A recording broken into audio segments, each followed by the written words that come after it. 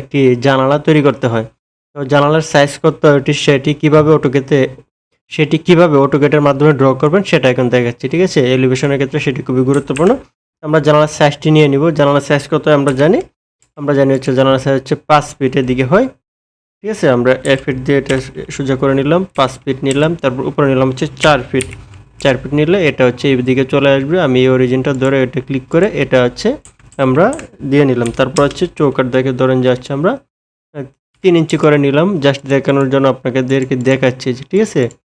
এটা দেখাচ্ছি আপনাদেরকে, জাস্ট আপনার অনুযায়ী জানালা ছোট বড় হইতে পারে। বিভিন্ন ধরনের থাই গ্লাস কিন্তু বিভিন্ন ধরনের হয়, সেটা আপনার উপর ডিপেন্ড করবে আপনার নেওয়ার জন্য। তো আমরা এখন কী করব, মিড পয়েন্ট সিলেক্ট করে দিয়ে তারপর হচ্ছে এটাকে আমরা 1.5 দিয়ে দুই পাশে অফসেট করে দেব। তাহলে মাঝখানে আমরা 3 ইঞ্চির অফসেট পাবো। এটা তুলে দিব, ট্রিম করে দিব।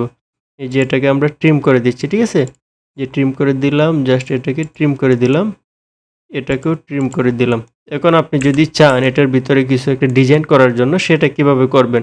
চাইলে বর্ডারগুলো দিতে পারেন, মাঝখানে আরও কোনো কিছু সুন্দর সুন্দর কাজ করতে পারেন। সেটা কিভাবে করা যায়?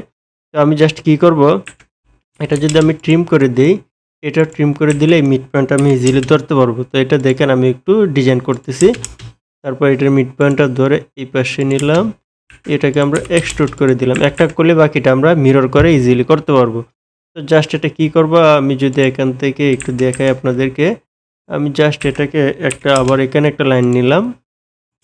লাইন নেওয়ার পর এদিকে দিলাম,